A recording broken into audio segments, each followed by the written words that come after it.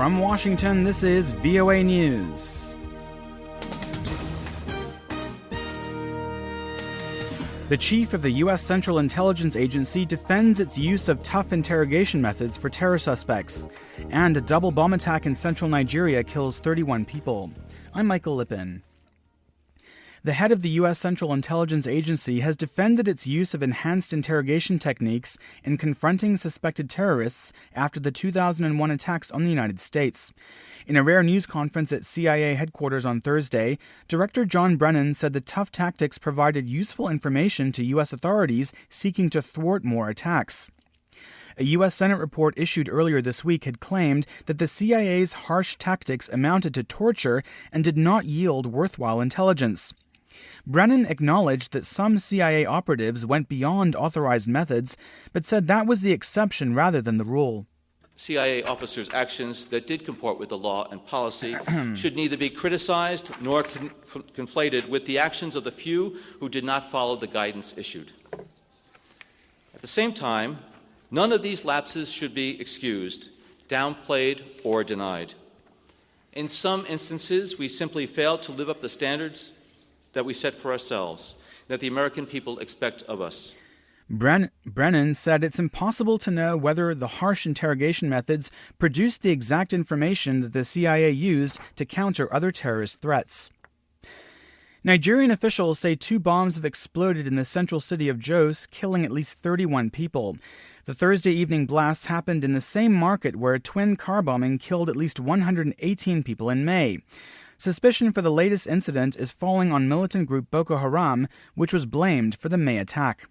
You're listening to VOA News.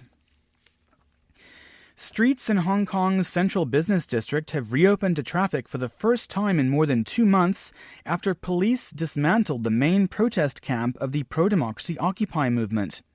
Protesters offered no resistance as police arrested more than 200 of them on Thursday, while government workers tore down the tents and barricades that formed the protest camp.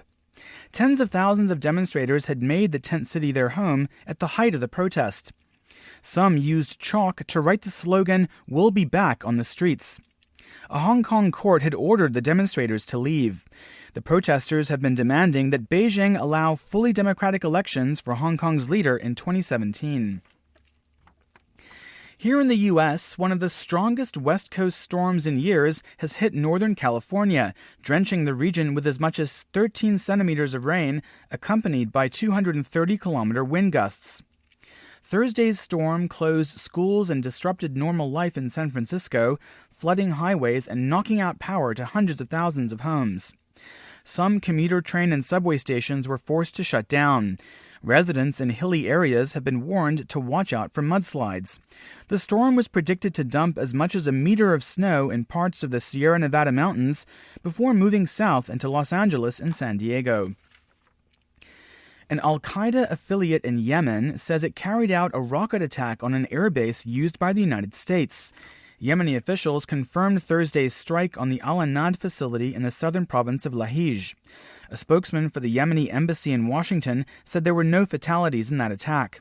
The Pentagon said no U.S. military personnel were injured. Earlier this week, al-Qaeda claimed to have carried out 2 suicide car bombings on a military base, killing 7 Yemeni soldiers. Palestinians have clashed with Israeli troops following the funeral of a Palestinian cabinet minister who died after a confrontation with Israeli security forces this week. Thousands of people, including Palestinian President Mahmoud Abbas, gathered in Ramallah on Thursday for the funeral procession for Ziad Abu Ain. During protests on Wednesday, Israeli troops and Abu Ain engaged in a scuffle, with one Israeli soldier touching him on the neck. Palestinian doctors said Thursday that an autopsy showed the minister died from being struck by an Israeli officer, but Israeli officials said a heart attack was the cause of his death. Israel Defense Forces spokesman Peter Lerner said the Israeli military is still investigating what happened. Well, you can find more on those stories by going to our website at voanews.com. That's where we're updating the news from around the world 24 hours a day. I'm Michael Lipin, reporting from Washington. That's the latest world news from VOA.